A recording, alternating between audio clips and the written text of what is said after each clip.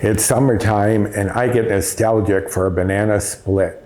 So how about a banana split cake? Or better yet, how about a banana split upside down cake? If this sounds interesting to you, I've got the perfect solution for you here. This is my banana split upside down cake with all the flavors of a banana split, but none of the guilt. So if you're interested in a low bite, low point, low cal treat this summer, or any time of the year, stick around because I'm going to show you how to make it coming up next.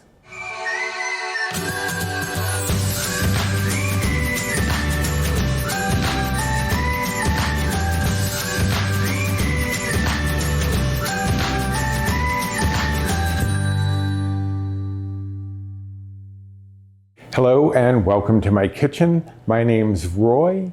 I'm a home cook, an amateur baker, and I'm here on this channel sharing recipes that have helped me to lose over 125 pounds, whether those recipes are mine or someone else's. Now today is one of mine, but it's taken a few different iterations before I got it right. I started trying to do this as a dump cake, where you just kind of put everything into the pan, you sprinkle the dry cake mix on top. And I was trying to use applesauce because I had read that that was a way of making this low bite, low cal, low point. All it did was give us a weird texture and we really didn't like it. So I knew I had to revamp it and I had to change it from a dump cake to something else. Paul suggested that I call it an upside down cake because it pretty much is. The only difference is you don't flip out the whole thing at one time, although you can if you have a big enough platter for it. But I'm going to be flipping it upside down individually, each slice. But I am getting ahead of myself. What am I making? I am making a banana split upside down cake. Now you might be saying from these ingredients, that is not enough to make an upside down cake or any type of cake. That is true. But what I'm going to do is break it up into two parts so I don't overwhelm you with ingredients or my overhead camera. And you can see here all of the work I did from the original little scribble that I came up with. I had to add all of these different things, different components, just to get it to work right, but it finally does. So we are going to go over the ingredients for my fruit base first. This is going to be the bottom of the cake that we put into the oven, but the top of the cake once it comes out. Now a banana split, from what I remember as a child, we usually got the ones at Dairy Queen, and I remember those 3 plops of ice cream. One had chocolate, one had strawberry, and one had pineapple on top with 2 bananas split along the edge. So I am incorporating all of those ingredients into our fruit base. Here I have some cooking spray. You can use baking spray. I have a 9x13 pan that I am going to be spraying. Here I have a can of crushed pineapple in its juice, and you want the juice because we're actually going to use it in the cake, but I'll be showing you that as we go along. Here I have a 16-ounce bag of frozen strawberries. Now we're going to be making our own strawberry sauce, and if you want, you could just make this strawberry sauce and use it on anything you want, cakes, pancakes, ice cream, what have you. So I'll be showing you how to make a sauce that you can use for more than just this cake. Here I have 3 ripe bananas, and we obviously need a lot of bananas because this is a banana split upside down cake, so you can't do it without the bananas. Here I have 1/4 cup of sugar replacement, and that is going to be part of our strawberry sauce, as is 2 tablespoons of cornstarch and a pinch of salt. The only other ingredient we have for the topping is 42 grams or about 1/4 cup of sugar-free chocolate chips. I'm using Lily's. I've used the semi-sweet. These are the milk chocolate. Whichever chocolate chips you want is fine. We're just going to do a little sprinkling. Now you could, if you want, get rid of the chocolate chips and just do a squirt of sugar-free chocolate syrup, but I like the flavor of the chips a little better.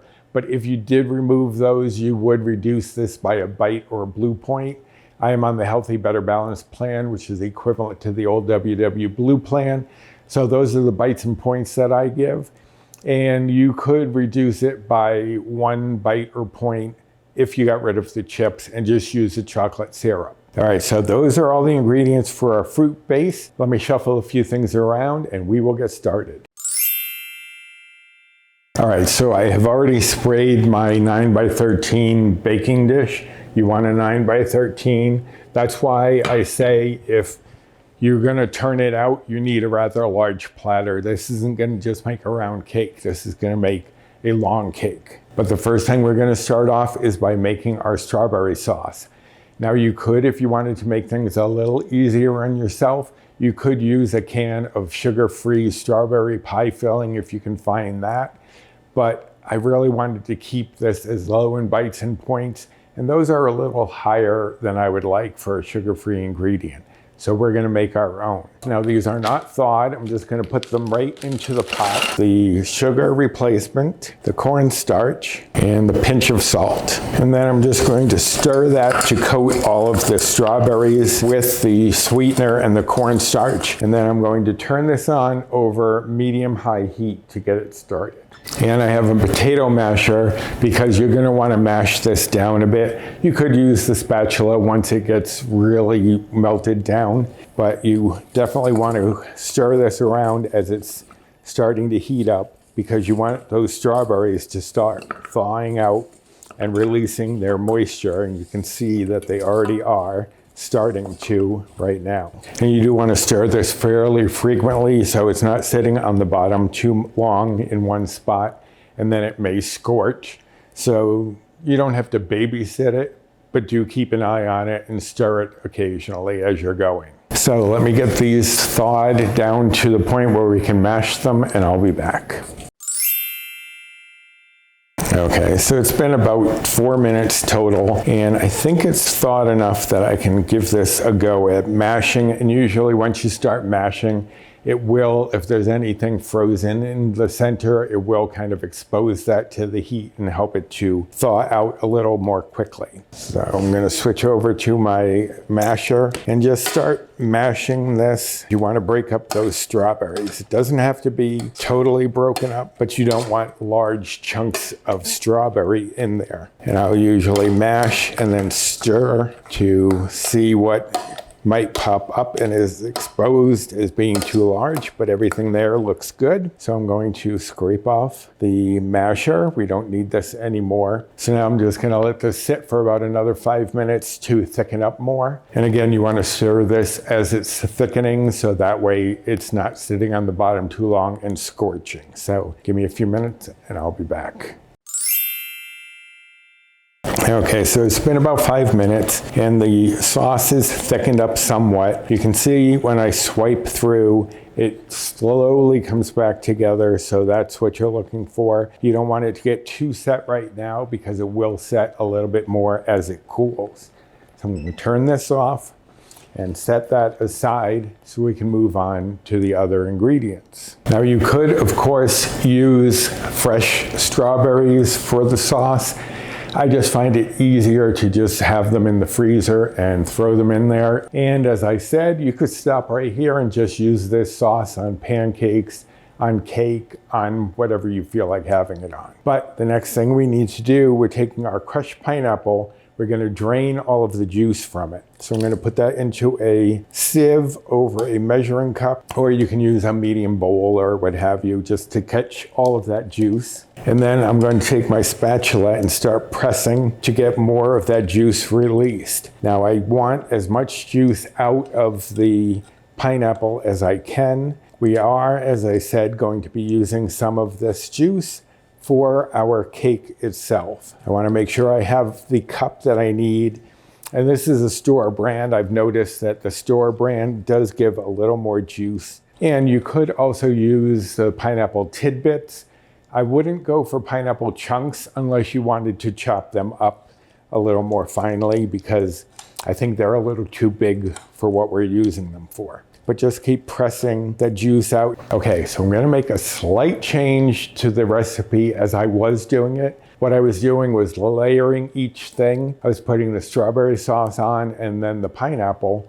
But why do an extra step? I'm just gonna take the pineapple and I'm gonna add it into the strawberries because they're all going in together anyways, so why not make it a little easier on myself? I was just sitting here thinking, This would be an easier way of getting both the pineapple and strawberry in there. So there we have it. And now I have about 1.5 cups, which is what I was expecting. So I'm just going to measure out 1 cup of it. This is going, as I said, into the cake batter to give us some moisture, but also to give us some more pineapple flavor so it's permeating throughout the dish. I know that fruit juices and things like that are given points or bites because you're not doing anything to digest them. They're just going in, basically giving you calories and nutrition. So I get that, and I have included them in the recipe with the bites. This would be 7 bites or blue points for a cup of pineapple juice. Now, I figure since it's gonna be in a cake and you are gonna be chewing it, processing that down to digest it, I don't know if you have to count the points or bites. I'm not sure I would typically, but I am, just for those of you who would rather add the bites and points that come from this. If you removed the bites and points but still kept the pineapple juice, you would reduce the bites and points for a serving by 1. So if you did that and got rid of the chocolate chips, who knows? All right, so I have this ready for my cake portion. Now we're ready to assemble. So give me a second to get my bananas sliced up and we'll move on. All right, so I have my bananas sliced up. They're sliced about 1/4 inch to 1/2 inch. You just want to get them evenly cut and not too thick. And then we're just going to spread those all over the bottom of our baking dish here. Now these bananas are just ripe, but I will be showing you when we do the cake portion how to ripen your bananas, because this is great for this portion, but I have bananas that are going to be going into the cake batter. So I need them to be very soft and overripe. So I'm going to show you how to do that with bananas similar to the ones that I just put in here. They all came from the same batch. But you just want to get those spread out fairly evenly. And then I'm going to take the chocolate chips and just sprinkle those all over the place to get that spread throughout as well. And at first I didn't think that this would be enough chocolate flavor, but you really do notice, even though it's about 1/4 cup. And again, if you wanted, you could use some sugar-free chocolate syrup if you'd rather not use the chips. Or just leave them out altogether, that's your call. Okay, and now what I'm going to do is take our strawberry and pineapple now and just pour that over the top. And then carefully, so we're not jostling everything underneath too much, we're going to just spread that out and turn the pan as we do, just to get this distributed in an even layer. And things will shift a little bit, but you can just move everything around as you're going. And I'm just going to give it a little shimmy just to kind of make sure everything gets settled down into there. And then I'm going to set this aside. Now I'm going to bring in all of our cake ingredients, and then we'll move on to that part of the recipe. Okay, so for the cake ingredients, I have here 2 1/4 cups of all-purpose flour, 1.5 cups of sugar replacement, 1/4 cup of cornstarch, 1 tablespoon of baking powder, 1 teaspoon of salt, and 1/4 teaspoon of nutmeg. Now, if those ingredients sound familiar to you, this is essentially my homemade cake mix. So if you have made some of my homemade cake mix, and if you haven't seen that video, I will card that here. If you have my homemade cake mix on hand, you can just use that in place of all of the dry ingredients. I have here the 1 cup of pineapple juice that I saved from the crushed pineapple. And here I have 2 bananas that are not overly ripe. You need them very ripe for this, like blackening in the skin, so they're very soft, because you want that moisture and the sweetness that it's going to give. So I'm going to show you how to turn these just ripe bananas into overripe bananas in just a moment. I have here 3 tablespoons of light butter. I tried to do this without any of the butter, but it really does need some of the fat. I have here 1 egg. Again, that's to give some moisture as well as a little bit of fat from the egg yolk. And last but not least, 1 tablespoon of vanilla extract. All right, so those are all of the ingredients. What I'm going to do with my bananas, you have a couple of options. You could put them in a 300-degree oven on a baking sheet with like parchment or some sort of foil or something.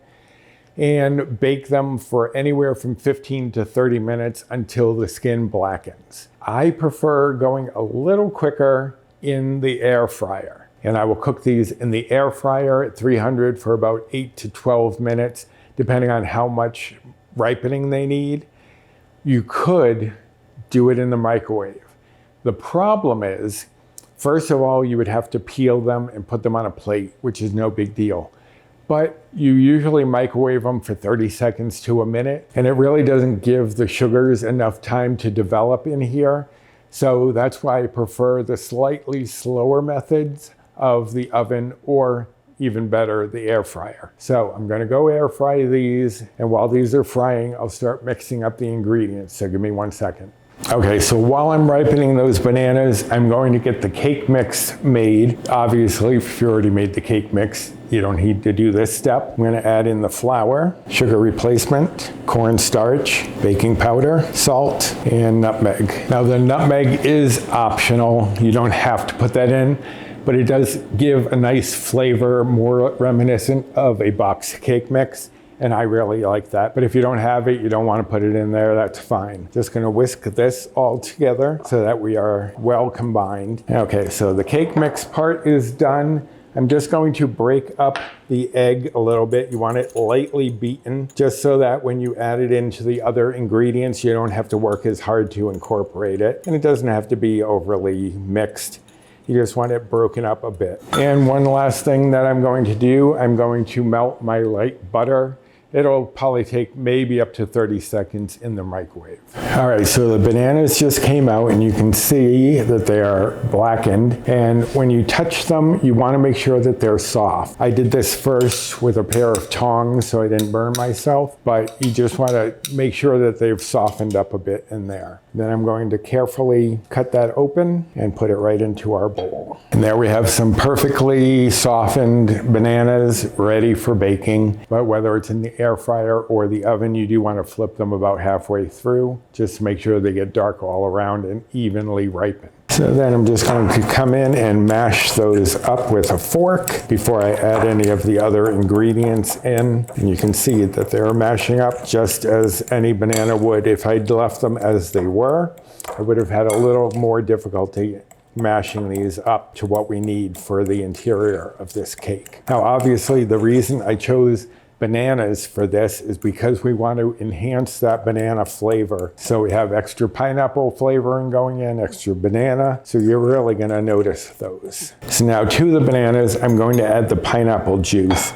and I'm going to whisk these two things together carefully because the juice is going to want to splash around and not incorporate it with the banana. So I need to be gentle so I don't end up throwing juice all over the place. Okay, next I'm going to add in the egg, the melted butter, and the vanilla, and just whisk that all together. Now, because the egg is already lightly beaten, you don't have as much work to try to incorporate it in here.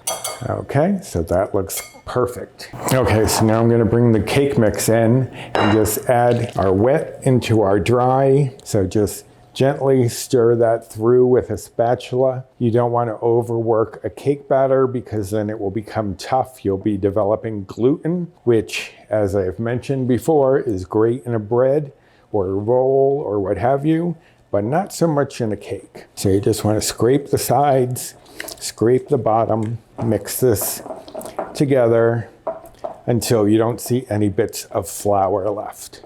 Okay, that looks perfect. So now I'm going to bring in our fruit base here and just pour in our batter over the top of that and scrape down the bowl so you make sure you get all of this goodness where it belongs. Figure if you're spending the bites and points on it, you might as well be getting it.